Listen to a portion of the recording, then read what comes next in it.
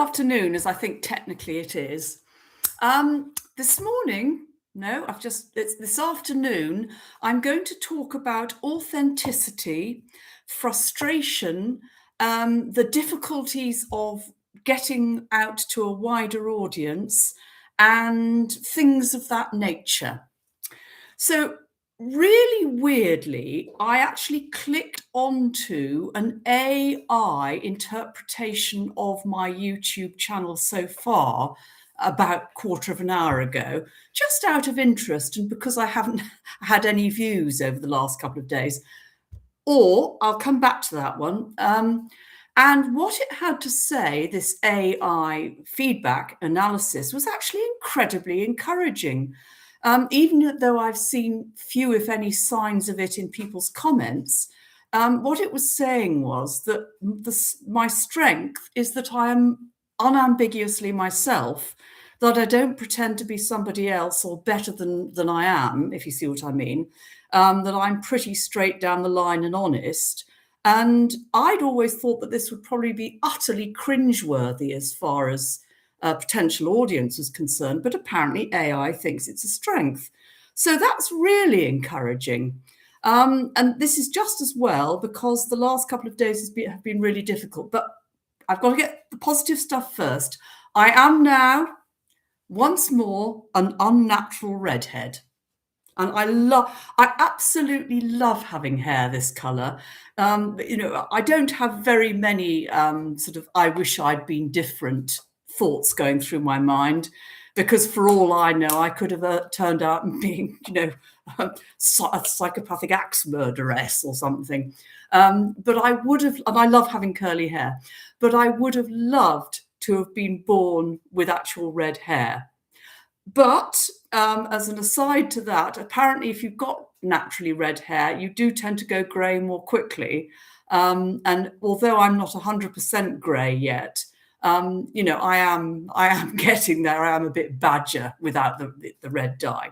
So that was a lovely experience in a local hair salon, sort of lurking back against a cushion and being attended to, and beautiful, dye being very healthy dye being put into my hair and then it being washed out. It was very sensual in the senses sense rather than the sex sense.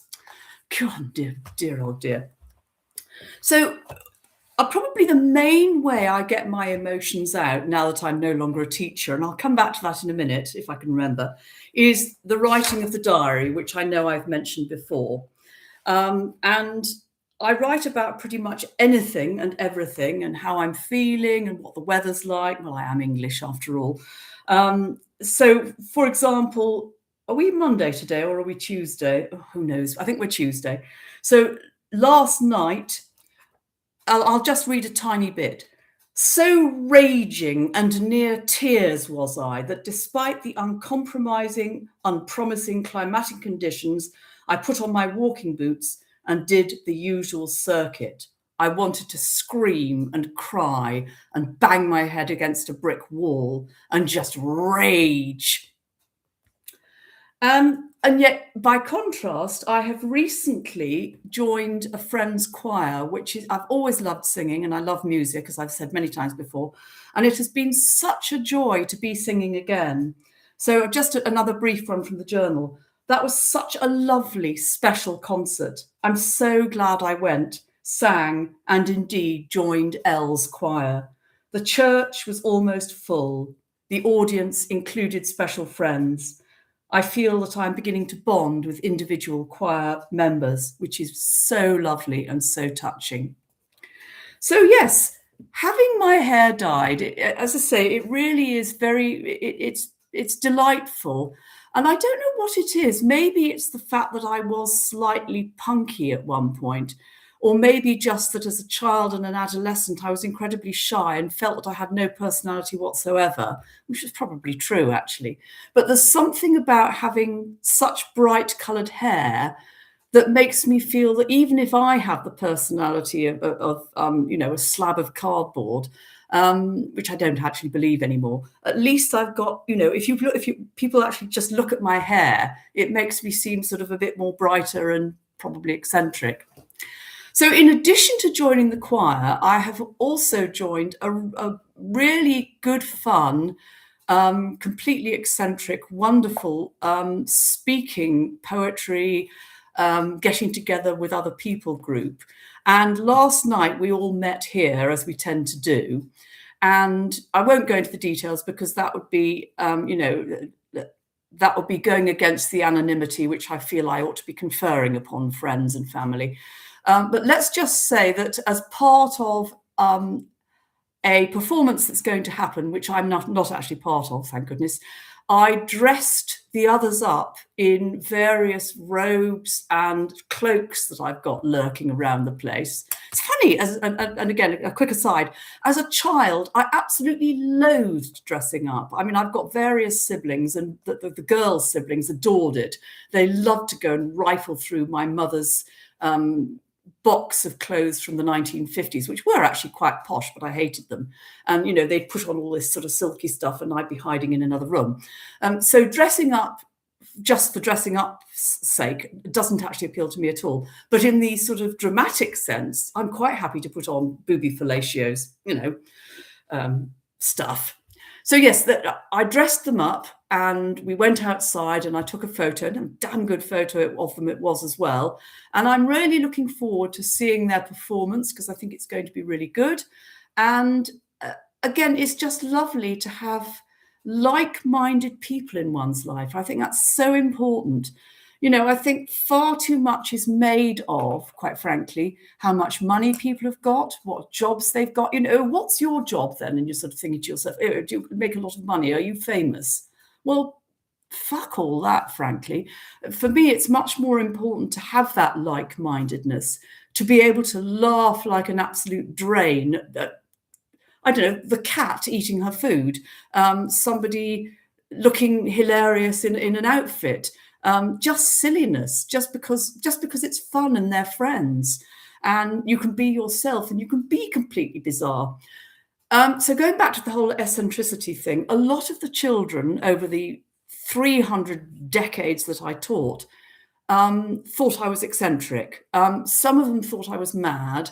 A small proportion, and this is not just me being big-headed, didn't like me, and a couple actually asked to be removed from my class over the years.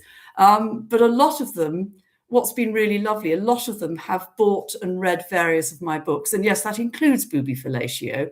And some of them have written reviews, which I just think it goes to show that you don't have to be the same age, the same nationality, same skin color, whatever, to connect with another human being. And far too much is made in our world about our differences and the things that allegedly should keep us from one another, instead of just thinking, well, we're all human beings, for goodness sake. Most of us, let's be honest, came out of the old birth canal. The vast majority of us came into being because our parents bonked. We will all eventually die. So all these artificial barriers between human beings, these, oh, I don't like you because you come from outer Mongolia, or, oh, I don't like you because your skin is green, or whatever it is. For God's sake, I mean, we're now into the 21st century. Can't we grow up a bit and just accept people for who they are? Yeah, well, rabbit, alien, or a rabbit. Yeah, so I will shut up in a minute, but I'm so pleased that AI, if no actual human being, is, if you like, rewarding me just for being authentic and for being myself.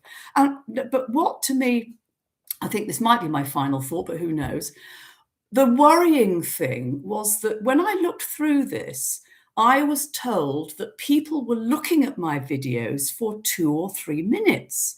And I thought, right, well, yeah, that's probably says a lot about how quickly kids switched off in my lessons when they went on for an hour. But apparently the sort of average viewing time is in seconds. And I just think, for God's sake, what is it about us human beings that we don't have time to listen to people anymore?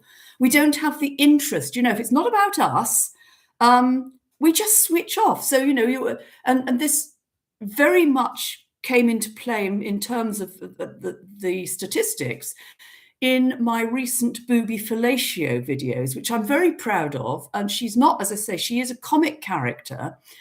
But the average viewing time, once people had realized that it wasn't genuine sleaze or from the dark, whatever, but it was a woman of indeterminate age pretending to be a woman of negotiable affection, the viewing times were about 3 seconds.